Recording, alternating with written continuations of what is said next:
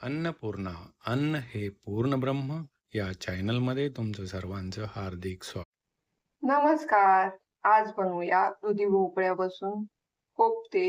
लागणारं साहित्य: हा दुधी भोपळा घेतलाय, रवा घेतलाय, बेसन पीठ घेतले, कोथिंबीर कट करून घेतली, आले लसूण आणि मिरचीचा ठेचा घेतलाय, हे धने पावडर घेतली, काळी मिरी पावडर घेतली, ओवा घेतलाय, जिरी पावडर घेतली, मीठ घेतले, हळद घेतली, लाल मिरची पावडर घेतली, तीळ लागणार आहे. भोपळ्याचं ना साल काढून घ्यायचंय. हे वरचं ना साल काढून घ्यायचं. साल काढून झाले, आता किसून घेऊ. भोपळा ना किसून घ्यायचंय. आता भोपळा ना किसून झालाय, आता पिळून घ्यायचंय. याच्यातलं ना पाणी काढून टाकायचं. दुधी भोपळा ना पिळून घेतलंय, सगळं पाणी काढून टाकलंय. आणि हे पाणी ना टाकून नाही द्यायचं, भाजीसाठी वापरायचंय म्हणून हे काढून घेते.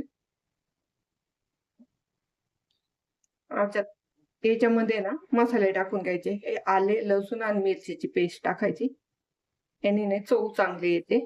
धने पावडर टाकायची, काळी मिरी पावडर टाकायची, ओवा टाकायचा, हे जिरी पावडर टाकायची, तीळ टाकून घ्यायचे, हळद टाकायची, चवीनुसार मीठ टाकून घ्यायचंय आणि ही लाल मिरची पावडर टाकायची रंग छान येण्यासाठी. आणि कोथिंबीर टाकून घ्यायची, भरपूर अशी कोथिंबीर टाकून घ्यायची. आणि हे सगळं मिक्स करून घ्यायचंय.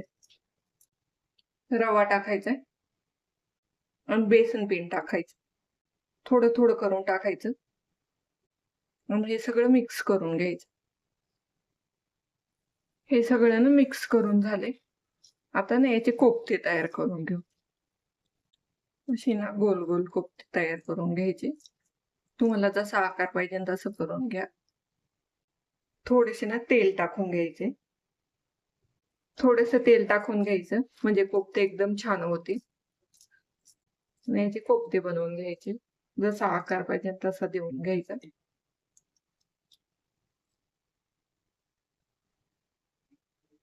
ते ना बनवून झाले, आता तळून घेऊ. कोफ्ते ना आता तेलात सोडून घेऊ. स्लो गॅसवर तळून घ्यायचे म्हणजे भोपळा शिजला नाही. मस्त ना असे आलटी बलटी करून तळून घ्यायचे. कलर चेंज होतो घ्यायचे. हे ना तळून झालेत, आता काढून घेऊ आणि पुढचे सगळे तळून घेऊ. याच्यातलं सगळं तेल काढून घ्यायचं.